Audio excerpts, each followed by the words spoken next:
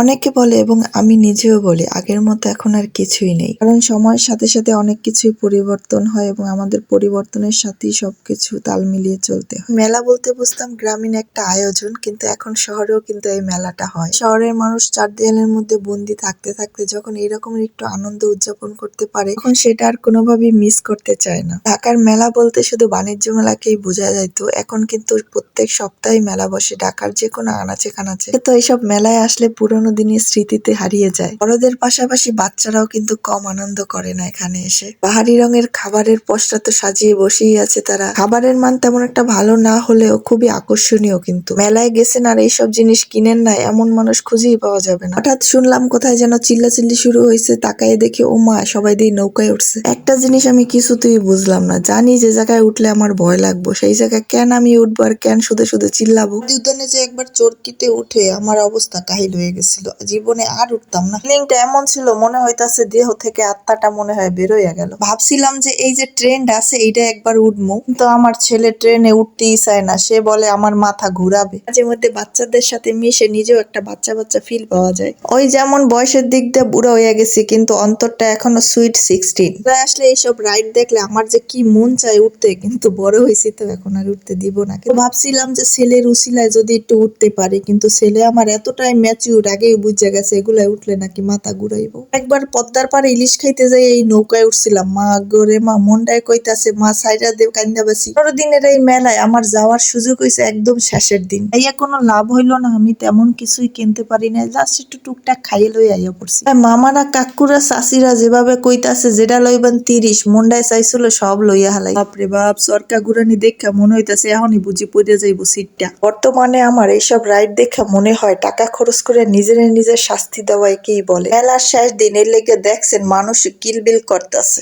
এইখানে আবার আন্টিগো আফাগো ভিড় দেখে আমি একটু নজর দিয়ে দেখলাম কি আছে এখানে। রে বাপ, একসে সোনার রূপার সরাসরি চাইছিল কিছু মিছু কিনি, কিন্তু ওই যে 2 দিনও টিকবো না। এক হিসেবি হয়ে গেছি তো তাই ফালতু খরচ বেশি একটা করি না। নিজের হিসাব নিকাশ দেখে নিজেই অবাক হয়ে যাই। কিছুক্ষণ পর আবার চিন্তা করি এত হিসাব নিকাশ করে কি হবে। বেরাঙ্কের এই ক্লিপ গুলো দেখে খুবই পছন্দ হয়েছে আমার। ছোট মেয়ে বাবু আছে, তাদের পড়ালে খুবই সুইট লাগবে। ছিলাম আমার ছেলের জন্য 2-1টা কিনে আনবো, মাঝে মধ্যে পড়াইয়া দেখবো কেমন লাগে আর কি। তো আমার ছেলের ধ্যান জ্ঞান অন্তরে বাহিরে সব জায়গায় শুধু গাড়ি আর গাড়ি। আপনারা কারা কি শপিং করছেন এই মেলা থেকে একটু বললেন তো। সুন্দর সুন্দর ব্যান্ড গুলার দামও আছিল 30 টাকা।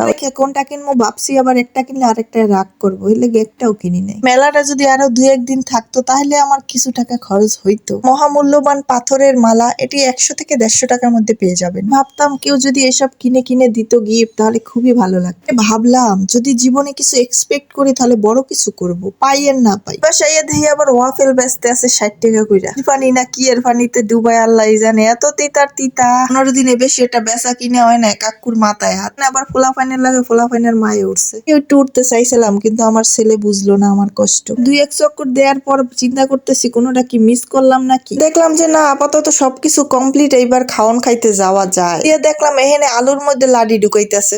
জিগাইলাম ভাইও এটি কি কেন নাম কইলা, আমি কই সোজা বাইলে কইলেই তো পারেন আলু ভাজা। আলু ভাজা দেবে হে 30 টাকা, ওদিকে আলুর কেজি 25 টাকা। তো আসল খাওয়ানোর দ্বারা আইসি, খাইয়া মনটা একটু শান্ত করি। এর মধ্যে এখন আমার আরেকটা মোস্ট ফেভারিট চিকেন ফ্রাই হচ্ছে এই দোকানের চিকেন ফ্রাই। তবে এই দোকানের সব খাবারই আমার পছন্দ। তো চিকেন ফ্রাই খাওয়া শেষ, এবার মিট বক্স খাওয়ার জন্য অপেক্ষায় আছি। মানে আপনাকে সবকিছু আপনার চোখের সামনে বানিয়ে পরিবেশন করবে, গরম গরম খাবার পরিবেশন করে দেখে এর টেস্ট অন্যরকমের। বিশ্বাস এই দোকানের চিকেন ফ্রাই যে একবার খাইছে সে আরেকবার খাইতে যাবেই যাবে। দোয়া করি আল্লাহ যেন ব্যবসায় অনেক অনেক বরকত দিক এবং আমাদের যেন ভালো ভালো খাবার খাওয়াইতে পারে। শুধুমাত্র মেলা উপলক্ষে এখানে বসছে এমনটা না, তার দোকানও এখানেই আছে। পরবর্তীতে চেষ্টা করব এই দোকানের একটা ফুল ভিডিও আপনাদের সামনে উপস্থাপন করতে। ওখানে আমাদের মিট বক্স বানাচ্ছিল, ততক্ষণে মা ছেলে মিলে একটু দুষ্টমিও করে নিলাম। তবে নিঃসন্দেহে বলা যায় মা ও ছেলের আজকের সময়টা খুবই ভালো কেটেছে। আশা করছি আমার ভিডিওটা আপনাদের অনেক অনেক ভালো লেগেছে। ভালো লাগলে লাইক কমেন্ট শেয়ার করে দিবেন। কিন্তু আজকের ভিডিও এই পর্যন্তই, দেখা হবে অন্য কোনো ভিডিওতে। শেষ পর্যন্ত দেখার জন্য আপনাদের অনেক অনেক ধন্যবাদ। মিট বক্সও প্রায় রেডি, এবার খেয়ে দিয়ে বাসায় যাওয়ার পালা। আল্লাহ সবাইকে ভালো রাখুক। আল্লাহ হাফেজ।